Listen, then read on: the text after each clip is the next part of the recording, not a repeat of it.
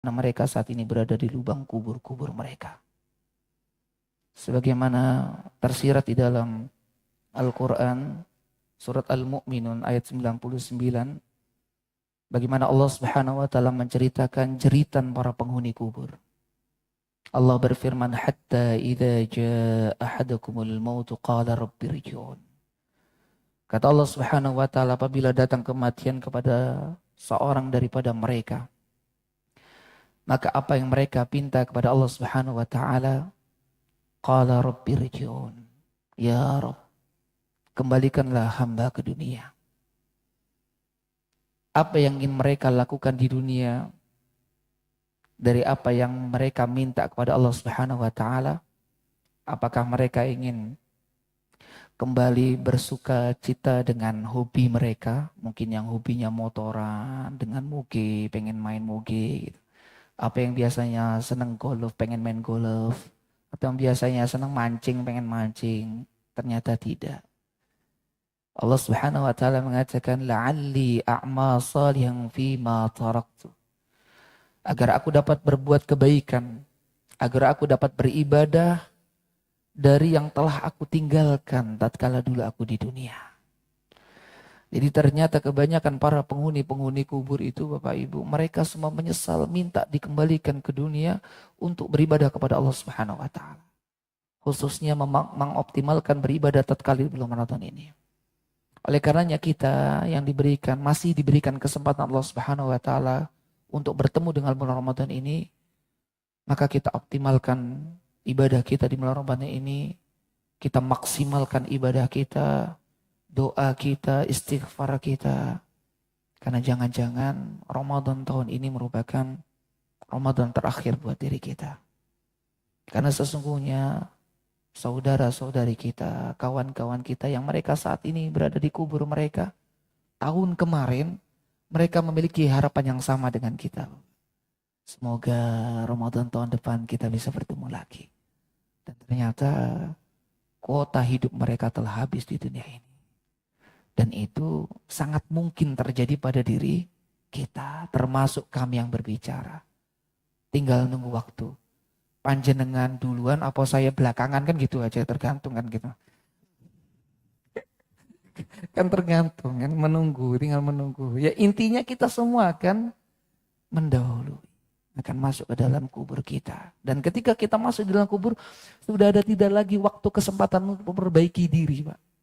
Kesempatan kita mengumpulkan pundi-pundi pahala, kesempatan kita untuk memperbaiki diri ya di dunia ini. Setelah kita masuk ke dalam kubur, tutup sudah. Kecuali akan masih ada 3 amalan sebagaimana disabdakan Nabi SAW.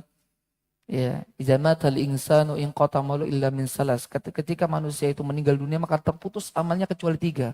Yang pertama apa? Sedekah jariyah. Sedekah jariyah, panjenengan mensedekahkan sebagian harta untuk pembangunan masjid, nambal jalan, bikin jembatan. Selama itu digunakan untuk kemaslahatan umat, dapat kiriman pahala. Kalau sekarang di dunia yang kita harapkan kan kelunting dari Mandiri Banking itu kan. Kayak gaji ini mandiri kan. Tapi kalau besok yang kita harapkan kelunting loh, kiriman pahala dari Allah Subhanahu wa taala. Yang pertama adalah sedekah jariyah, yang kedua apa? Ilmu yang bermanfaat.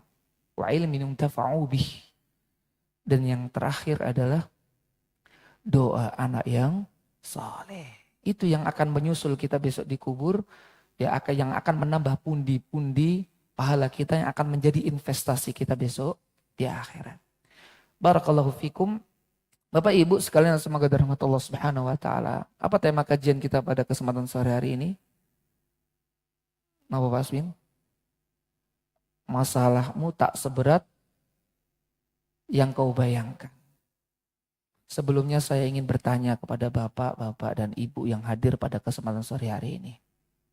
Siapa yang hadir pada kesempatan ini yang saat ini tidak memiliki satupun masalah kehidupan? Bisa tunjuk tangan, Pak. Kagak adik, kagak duit ya.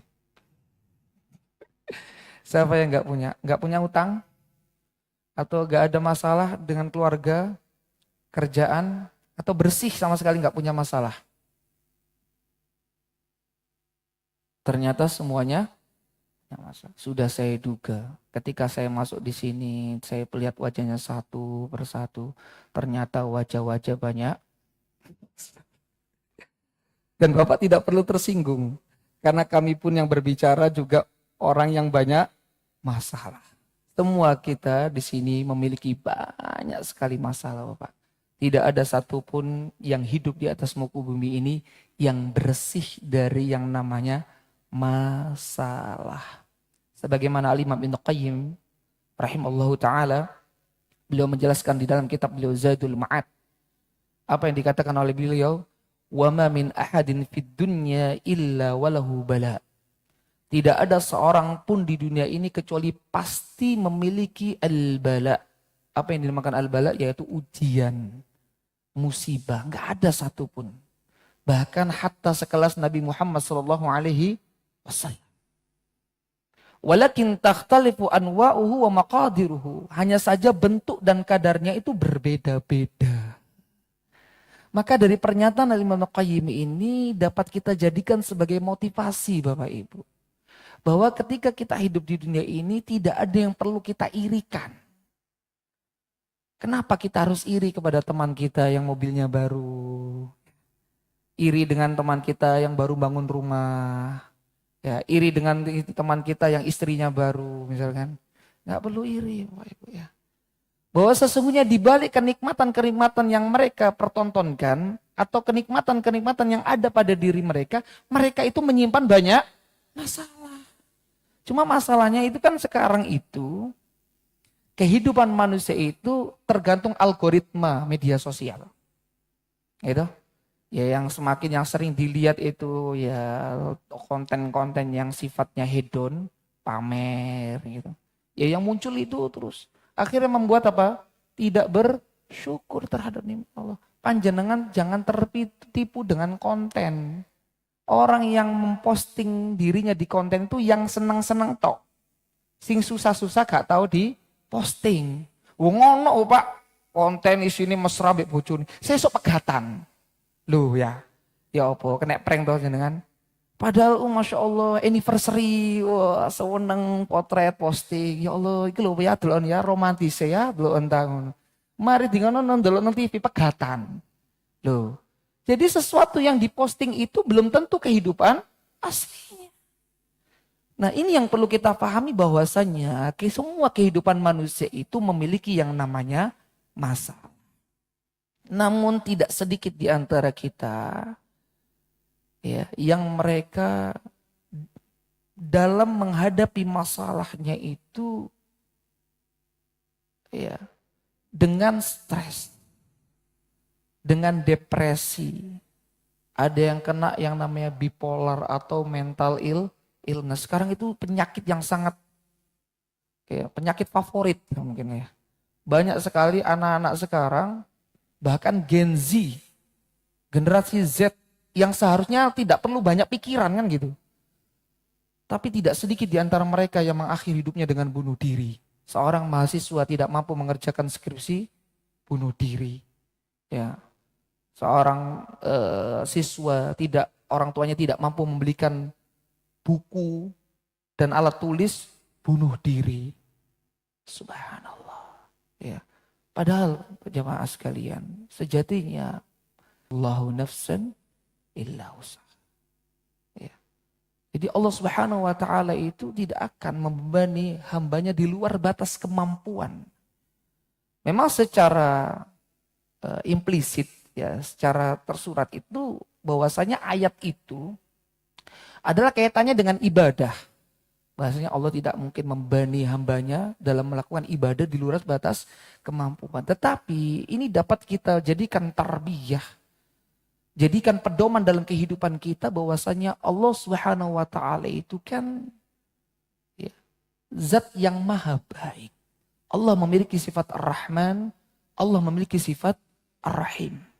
Allah tidak mungkin menyusahkan hambanya. Nah, lalu pertanyaannya adalah bagaimana agar masalah-masalah dalam kehidupan kita ini terasa ringan? Sehingga kita tidak terbebani dengan masalah kita. Sehingga kita mampu menghadapi setiap masalah-masalah atau ujian-ujian dalam kehidupan ini. Setidaknya ada 3 hal yang perlu kita ketahui dan kita amalkan dalam kehidupan kita sehari-hari. Yang pertama adalah pahami hakikat sebuah masalah. Pahami hakikat sebuah masalah.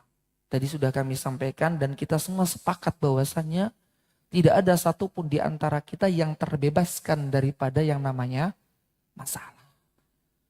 Maka bagaimana agar masalah dalam kehidupan ini terlihat kecil, terlihat ringan, tidak berat. Sebenarnya berat atau kecilnya masalah itu tergantung mindset kita Pak dalam melihat sebuah masalah. Nah, kita harus memahami terlebih dahulu hakikat daripada sebuah masalah. 1. Allah Subhanahu wa taala menurunkan ujian adalah untuk menguji kualitas iman seorang hamba. Itu hakikat masalah yang pertama.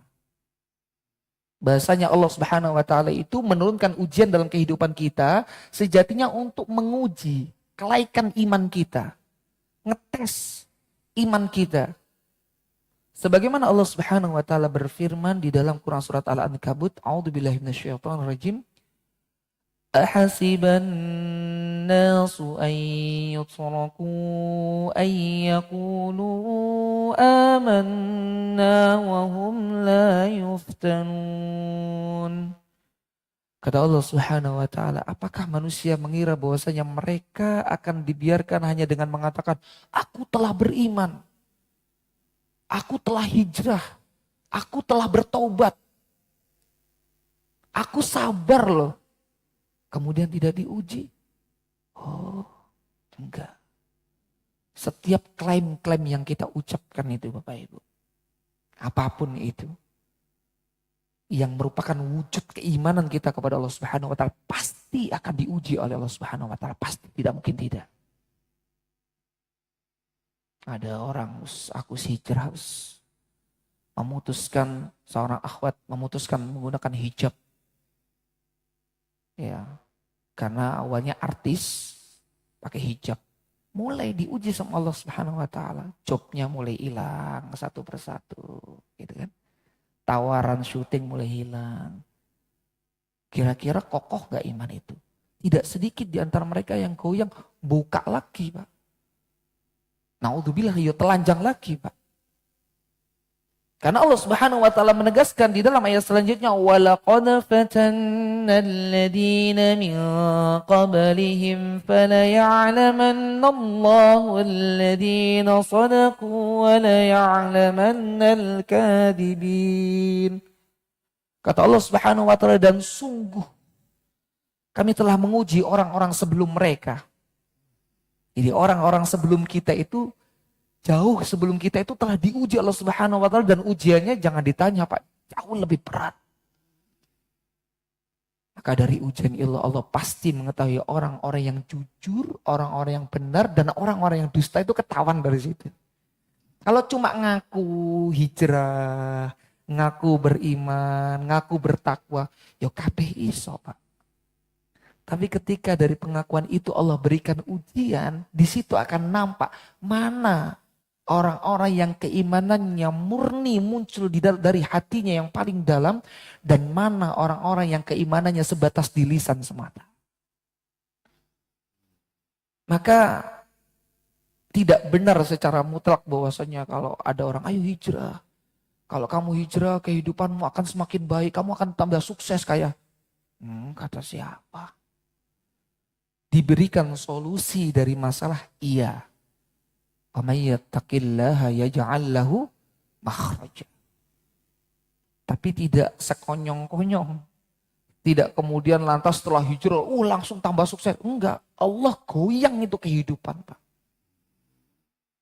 Yang memutuskan resign dari pekerjaan yang dulu mungkin mengandung ribawi. Ada unsur-unsur keharaman di situ. Ya.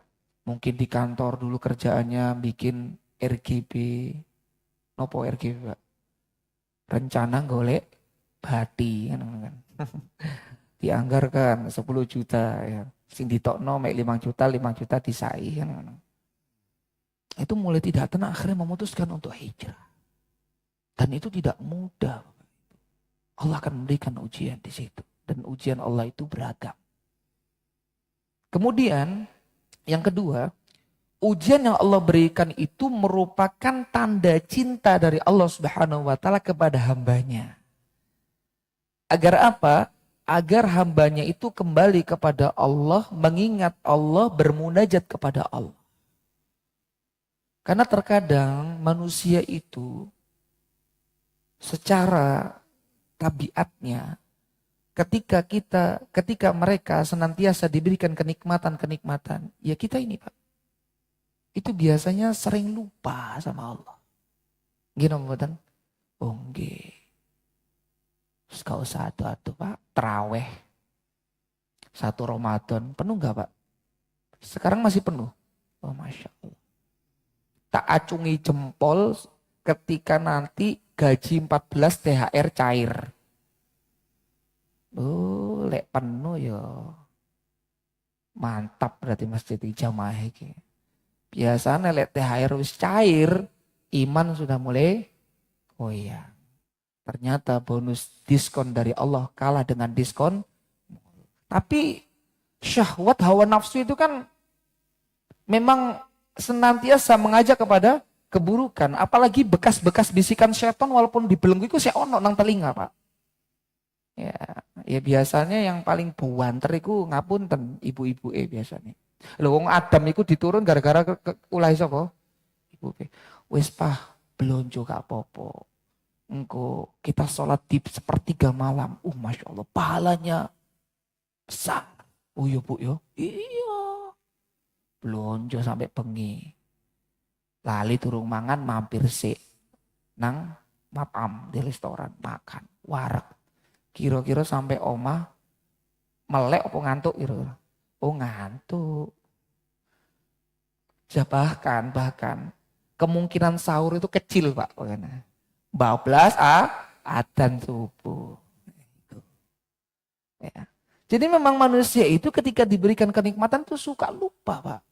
Fir'aun itu gak pernah dikasih sakit sombongnya naudzubillah kok.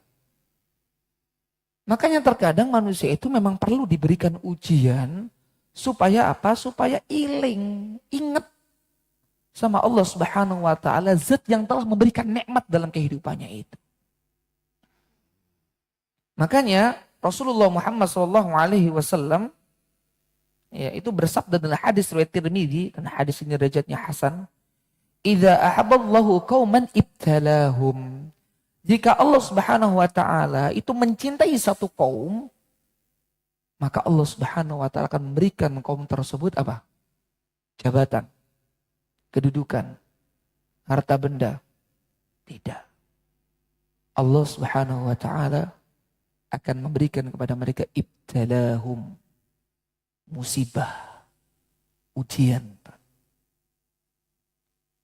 Makanya dari sini dapat dipahami bahwasanya sejatinya ujian itu love language dari Allah Subhanahu wa taala, bahasa cintanya Allah Subhanahu wa taala. Kemudian yang ketiga, musibah itu Bapak Ibu datang karena diundang. Ini harus kita pahami Pak ya. Supaya kita itu mampu menerima setiap takdir-takdir yang Allah tetapkan dalam kehidupan kita. Baik itu takdir yang menyenangkan kita maupun takdir yang tidak menyenangkan kita. Kalau kita menerima takdir Allah yang baik itu kan gampang Pak. Tapi untuk menerima takdir Allah yang kurang baik menurut kita, itu kan yang berat.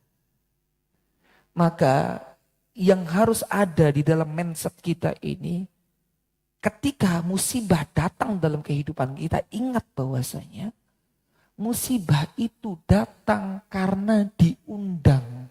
Siapa yang mengundang? Diri kita sendiri.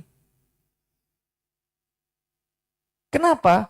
Karena sesungguhnya Allah Subhanahu wa taala mengharamkan sifat zalim pada dirinya. Rasulullah Shallallahu Alaihi Wasallam bersabda, Allah Subhanahu Wa Taala berfirman di dalam hadis qudsi riwayat Muslim, Ya ibadi, inni haramtu dzulma ala nafsi. Wahai hambaku, sesungguhnya aku mengharapkan sifat zalim pada diriku. Jadi Allah mengharamkan sifat zalim pada dirinya. Artinya Allah tidak mungkin mendolimi hambanya. Jadi musibah-musibah yang datang dalam kehidupan kita itu diundang. Siapa yang mengundang? Diri kita sendiri. Dengan apa kita mengundangnya? Dengan kemaksiatan dan perbuatan dosa yang kita lakukan, Pak. Itu harus kita sadari. Allah Subhanahu wa taala berfirman di dalam Quran surat Asy-Syu'ara ayat 30. Wa ma asabakum min musibatin fabima kasabat aydikum wa ya'fu an katsir. Kata Allah Subhanahu wa taala, "Wa ma asabakum min musibatin fabima kasabat aydikum."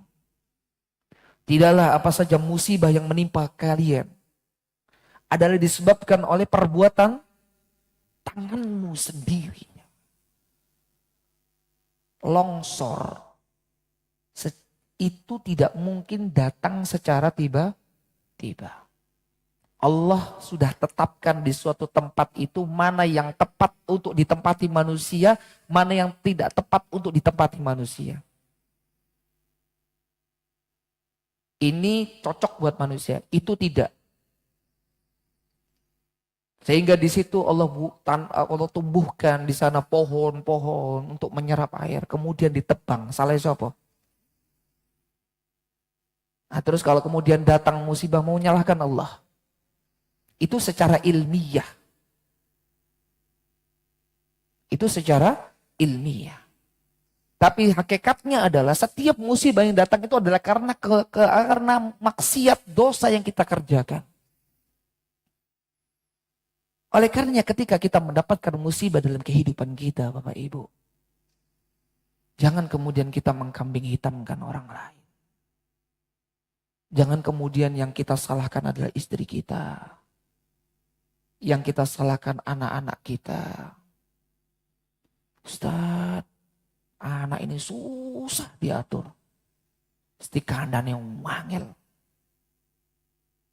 Mungkin kita sering memberikan nasihat kepada mereka.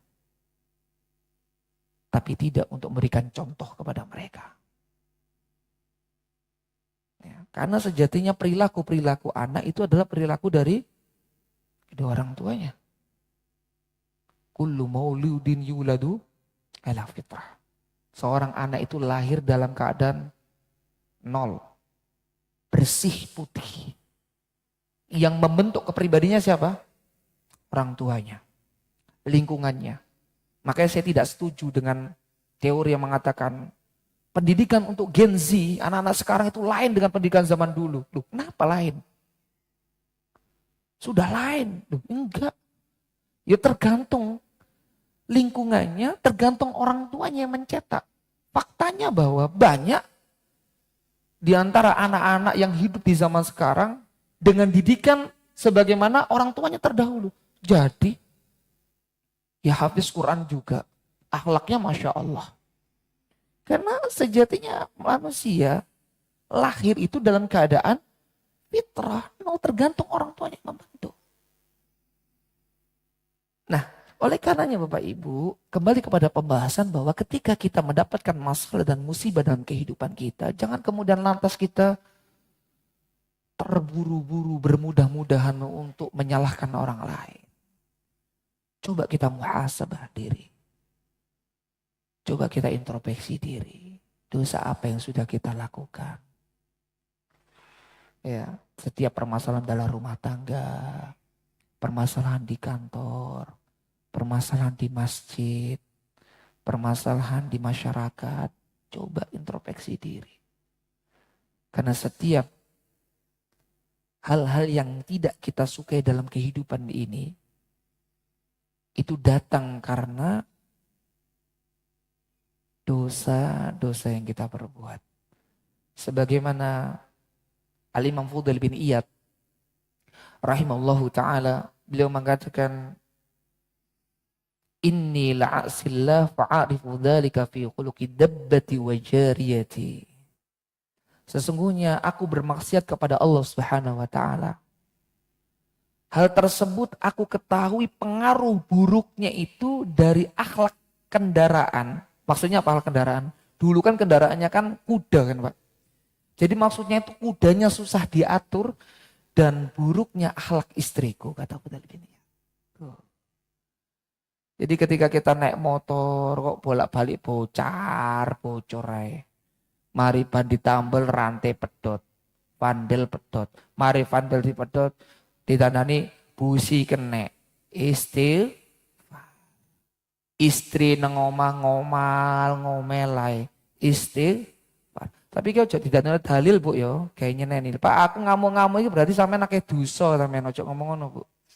Kok tidak dalil sampai ibu-ibu ya. Dan sebaliknya, ibu-ibu pun kalau melihat bagaimana perangai dari suaminya tidak kurang menyenangkan hati, tidak menyenangkan hati, ya coba introspeksi diri. Itu enak Bapak Ibu.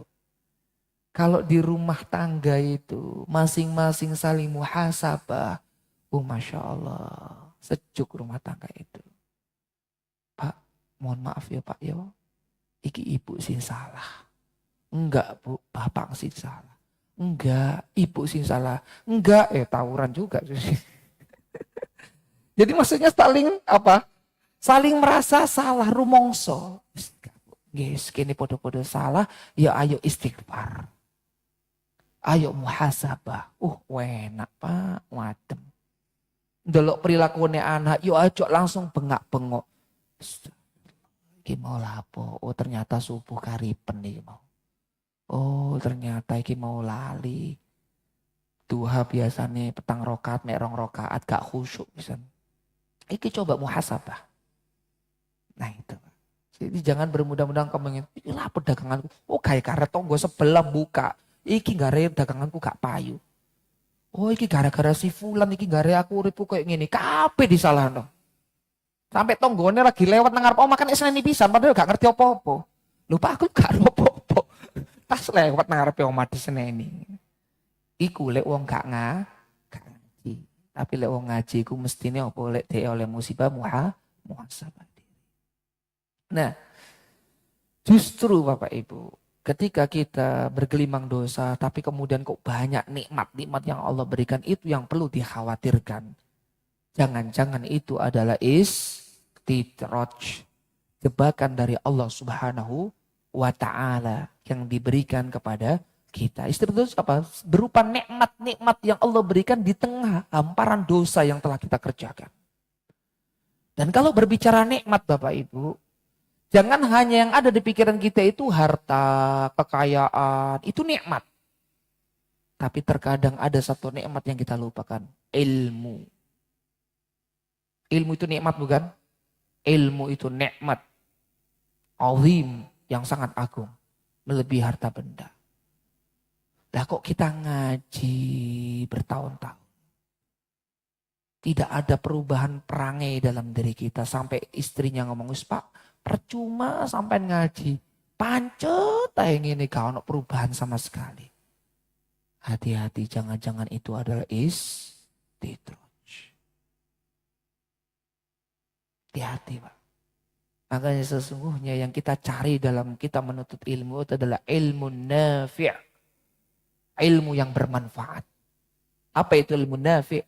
Ilmu yang kita bisa jadikan alat ketika ujian menimpa diri kita. Tatkala kita menghadapi musibah, mau marah, muncul tuh hadis la taghdab walakal jannah di pelupuk mata kita. Sehingga membuat kita reda dan tidak jadi marah. Itu namanya ilmu nafi'. Kalau ngaji juz 30 tafsir wis khatam. Arba'in Nawawi wis khatam. Tapi yo gak ono perubahan dalam perilaku, dalam akhlak. Hati-hati Pak. Jangan-jangan itu adalah istidraj. Jebakan dari Allah Subhanahu wa ta'ala. Karena ilmu yang tidak kita amalkan itu dapat menjadi bumerang buat diri kita. Panjenengan pernah mendengar hadis bahwa yang akan menjadi koreknya api neraka besok pada hari kiamat itu adalah orang-orang yang alim, yang dia menuntut ilmu, tapi sedikit pun dia tidak mengamalkan ilmunya. Dia berilmu, ratusan ayat dia kaji, ratusan hadis, ribuan hadis dia kaji. Tapi ilmunya tidak dirasakan oleh istrinya. Ilmunya tidak dirasakan oleh suaminya. Ilmunya tidak dirasakan oleh anak-anaknya. Ilmunya tidak dirasakan oleh kedua orang tuanya. Dan ilmunya tidak dirasakan oleh tetangganya yang seharusnya mereka adalah orang yang paling terlebih dahulu merasakan dampak dari kita ngaji. Makanya ini PR buat diri kita. Pelan-pelan kita coba amalkan yang apa menjadi ya, akhlak baginda Nabi Sallallahu Alaihi Wasallam. Amalkan ilmu-ilmu yang sudah kita pelajari dalam kehidupan kita sehari-hari. Kemudian Bapak Ibu, yang keempat ya. Ujian adalah merupakan sarana untuk penggugur dosa. Kita dari sepakat ya, tidak ada satupun di antara kita yang terbebaskan dari masalah. Dan ingat, selain masalah datang itu karena diundang, tetapi ketika kita menyikapi masalah itu dengan sabar, kita mampu mengendalikan emosional kita, mampu mengendalikan perilaku kita dari hal-hal yang dibenci Allah Subhanahu wa taala. Dalam artian di sini kita berusaha untuk sabar. Apa itu sabar, Pak? Sabar itu makna secara lughawinya adalah al-imsak, menahan diri. Al-imsak, menahan diri. Dan uniknya ternyata makna sabar secara lughawi ini sama dengan makna as-siyam, puasa. Puasa al-siyam itu maknanya adalah al-imsak.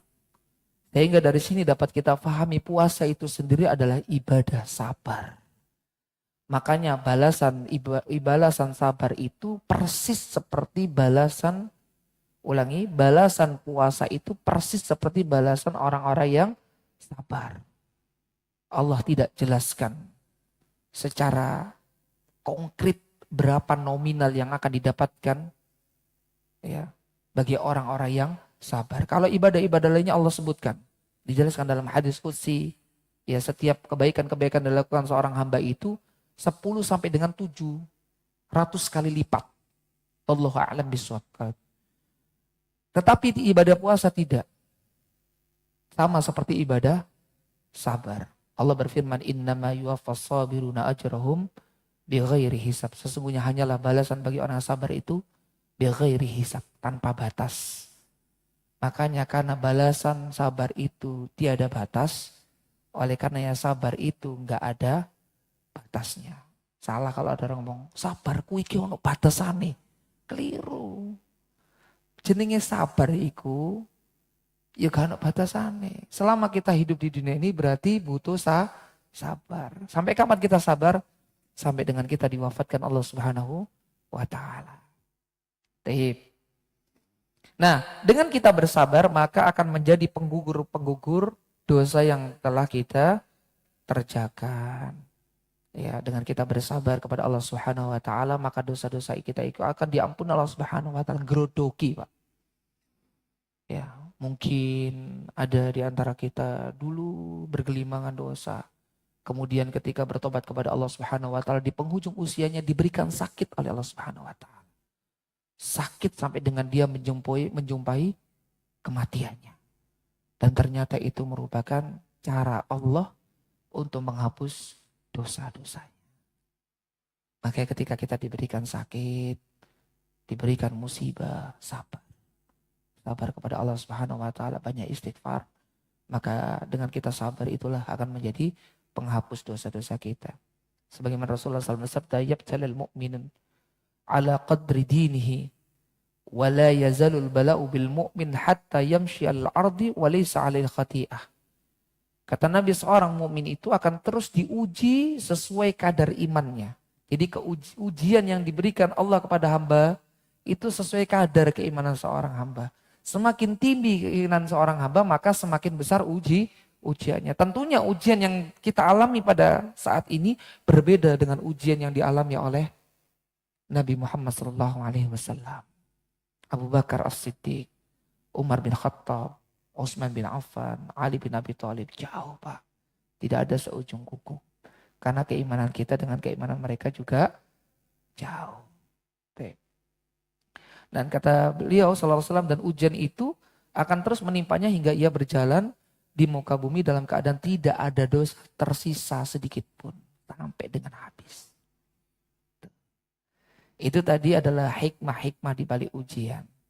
Jadi yang pertama adalah ketika kita mendapatkan masalah, agar masalah itu terlihat mudah, kita harus memahami hakikat dari sebuah ujian. Bahwasanya ujian itu yang pertama apa? Untuk menguji kualitas keimanan seorang hamba. Ujian itu datang merupakan surat cinta dari Allah untuk mengingatkan kita. Kemudian ujian itu datang apa? Untuk menghapuskan dosa-dosa kita. Dan ujian itu datang karena diundang. Siapa yang mengundang? Diri kita sendiri. Dengan apa diundang? Dengan dosa yang kita kerjakan. Barakallahu fikum. Kemudian yang kedua,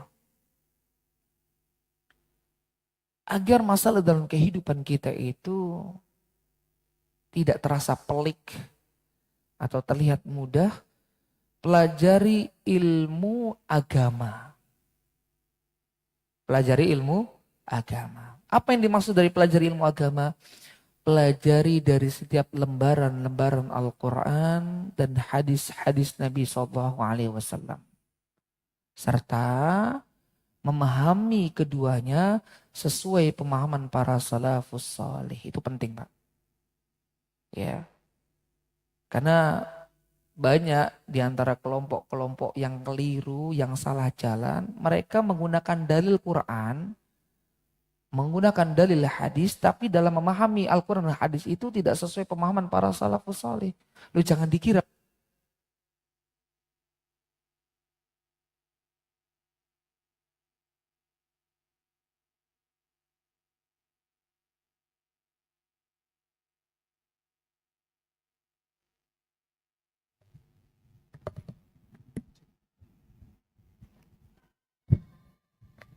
mereka menggunakan di dalil dalam Al-Quran. Wa min ayatihi an khalaqalakum min anfusikum azwajan litaskunu ilaiha.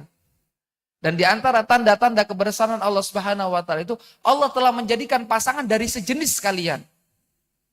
Dan mereka memahami makna sejenis ini apa? Laki-laki dengan laki-laki, perempuan dengan perempuan. Dan itu, mohon maaf, konyolnya dijadikan bahan disertasi dan lulus disertasi. Saya juga heran itu.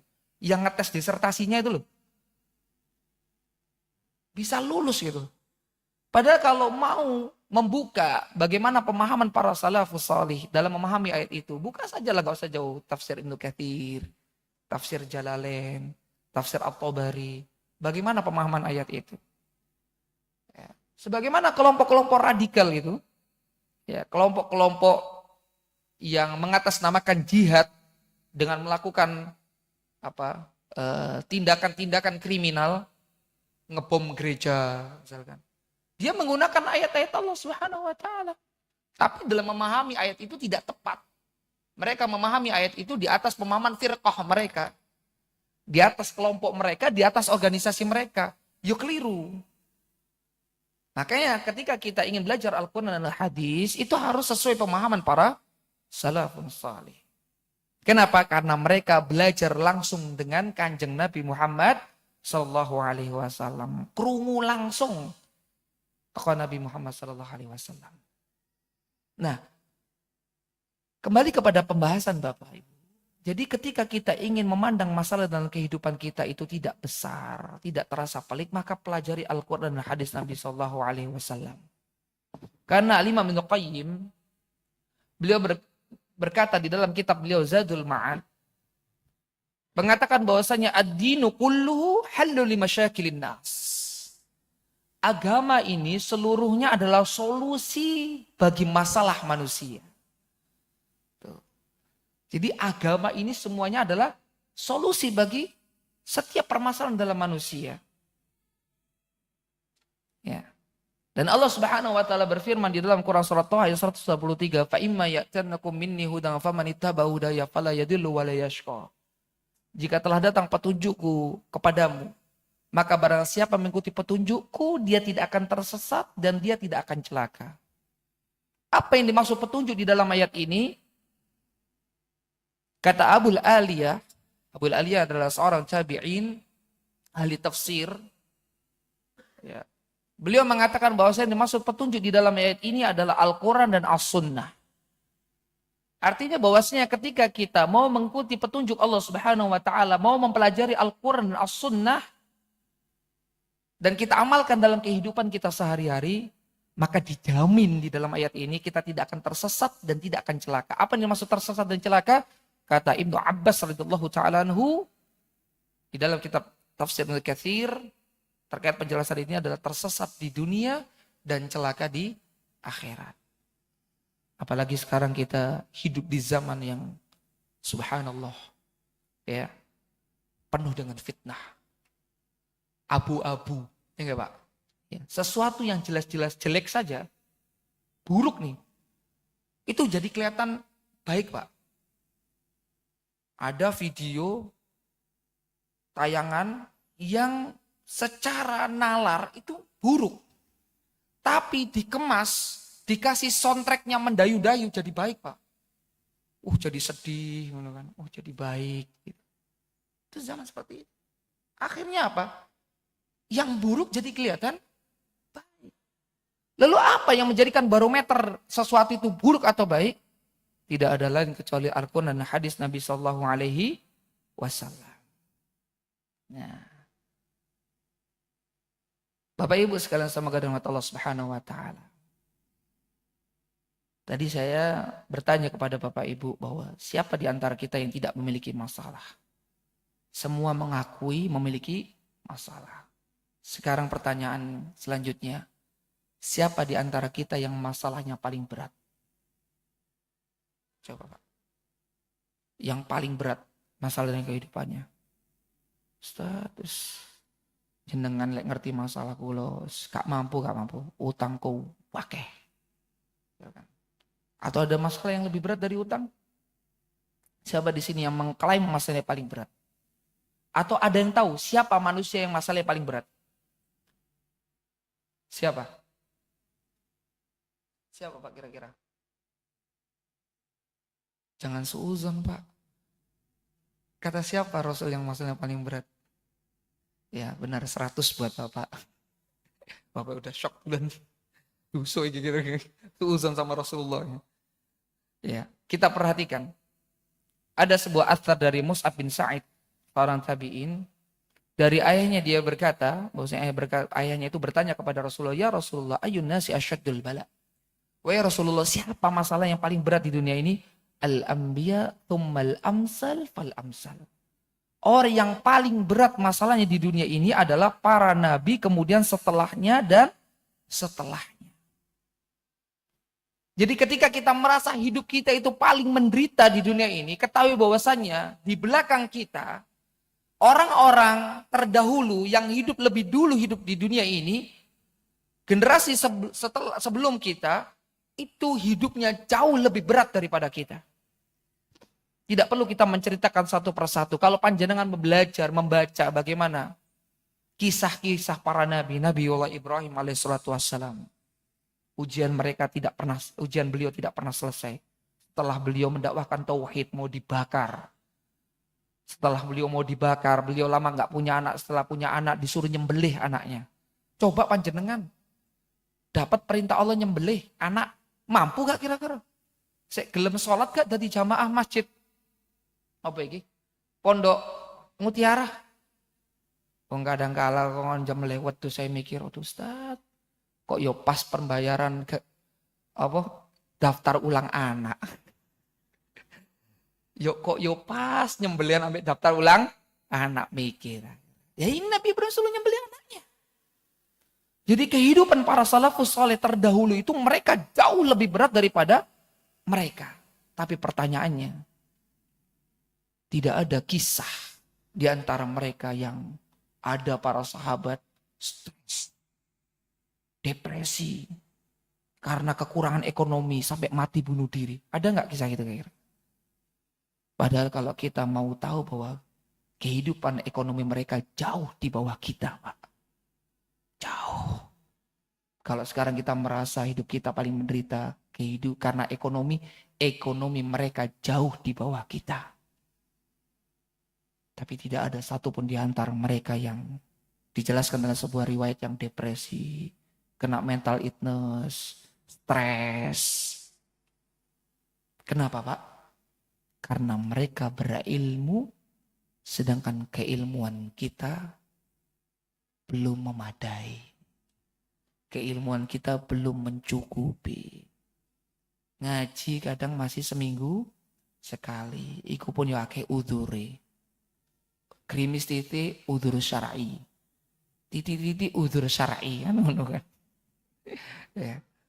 Panjenengan kalau baca kitab Tadhkiratus Sami ya, tentang bagaimana adab dalam menuntut ilmu, di situ diceritakan tentang kisah para salafus salih dalam menuntut ilmu. Isin, Pak. Malunya luar biasa. Para salafus salih itu dulu untuk mendapatkan satu hadis harus jalan berbulan-bulan. Makanya nggak kaget kalau di antara mereka lahirlah generasi-generasi yang memiliki mental health, mental yang tangguh, mental pejuang, ya, mental petarung, mental-mental yang militan, yang nggak gampang baperan.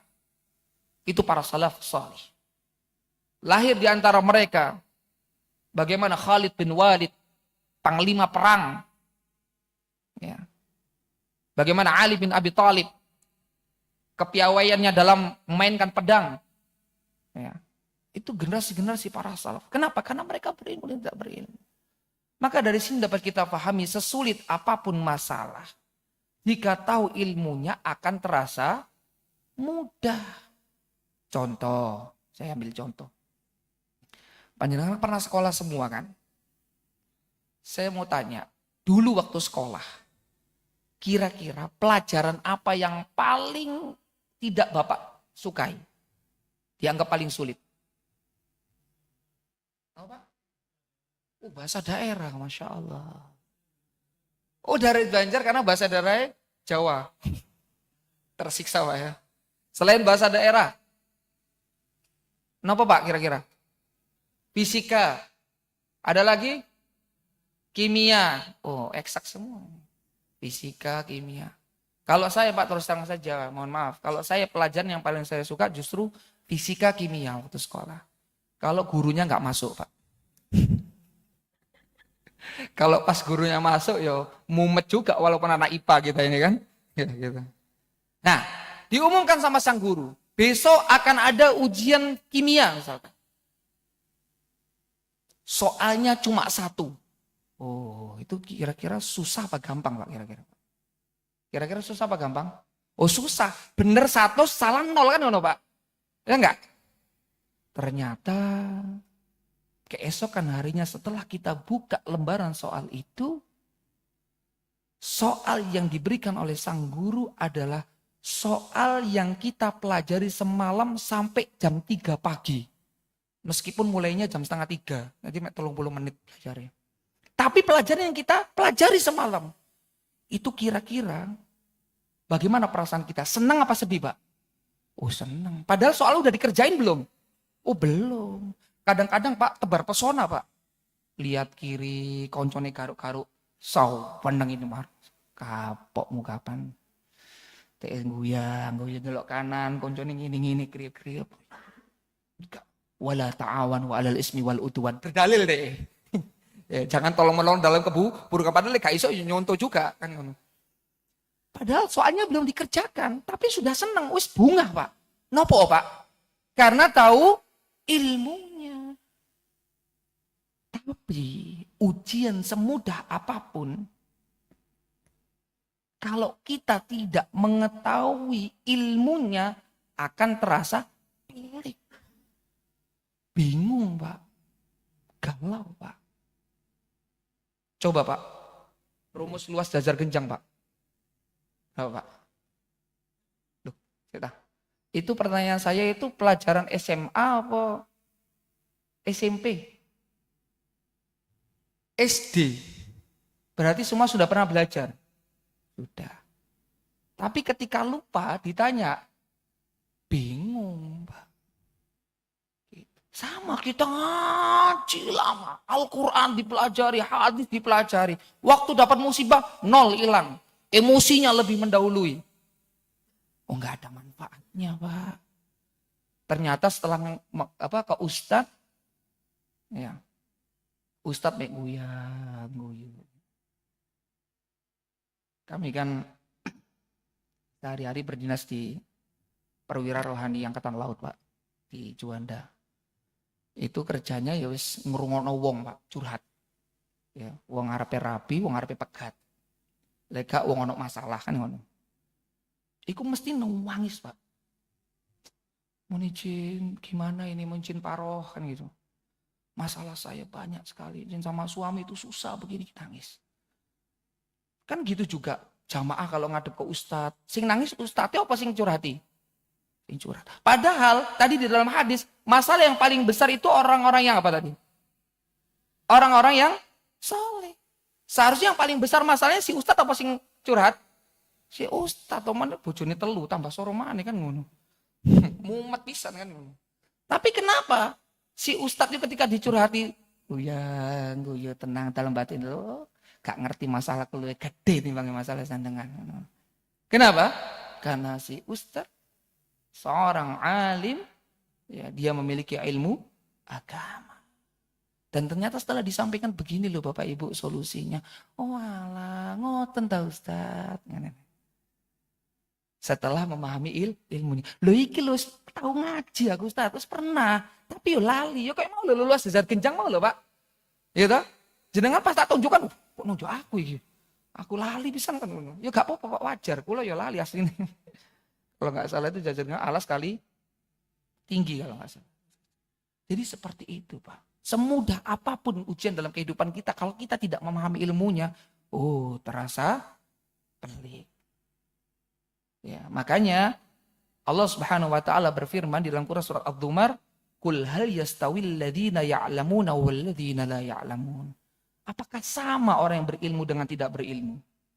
Ya. Ayat ini diawali dengan isim istifham. Kenapa isim istifham? Apa? Kata tanya. Ulhal di situ ada. Apakah sama orang yang ngaji dengan orang yang tidak ngaji? Apakah sama orang yang berilmu dengan orang yang tidak berilmu? Seolah-olah bertanya, padahal ini itu maksudnya apa? Sebuah sindiran bahwa saya tidak sama dan tidak akan pernah sama orang yang ngaji dengan orang yang tidak ngaji itu, Pak. Orang yang berilmu dengan orang yang tidak berilmu tidak akan mungkin sama, Pak. Ya, survei sudah membuktikan bagaimana para generasi-generasi terdahulu yang kehidupan mereka betul-betul ditempa oleh Allah Subhanahu wa taala dengan berbagai macam cobaan dan ujian. Dalam keadaan miskin, di tengah-tengah bulan Ramadan diperintahkan oleh Allah Subhanahu wa taala melalui lisan nabinya perang Badar. Oh, berat enggak kira-kira, Pak? Oh, berat. Coba panjenengan, waduh, Rasul absen sih. Oh, kadang-kadang kita kan kepedian. Oh, itu kan sahabat. Coba lihat aku hidup nang zamannya Rasulullah. Oh, insya Allah ya iso kayak Abu Bakar. Lo lali nang zamannya Rasulullah anak Abu Jahal, Pak. Ada Abu Lahab. Ketemu Nabi enggak itu? Ketemu Nabi. Gitu loh. Jadi bahwasanya mereka itu sudah generasi-generasi teruji, Pak. Kualitas keimanan mereka, kualitas mental mereka tuh betul-betul diuji. Makanya mereka memiliki mental-mental petarung, Pak. Mental-mental yang militan. Para pejuang-pejuang Allah Subhanahu wa taala. Orang-orang yang gak gampang baperan, gak gampang galauan. Maka kesimpulannya kalau kita ingin memiliki mental yang tangguh dan generasi-generasi di bawah kita ingin memiliki mental yang tangguh, hadirkan ke majelis ilmu, Pak.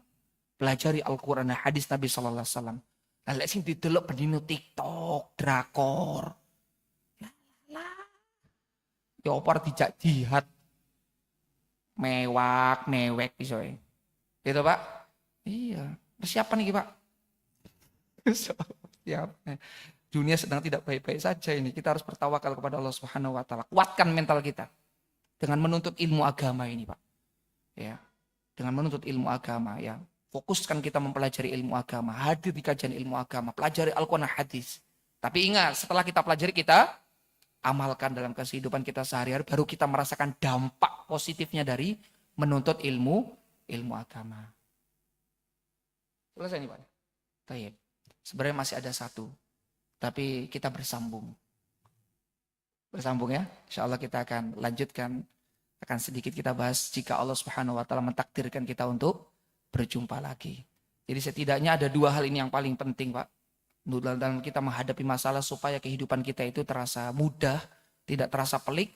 Yang pertama tadi, kita harus memahami hakikat dari sebuah masalah, ujian. Kemudian yang kedua apa?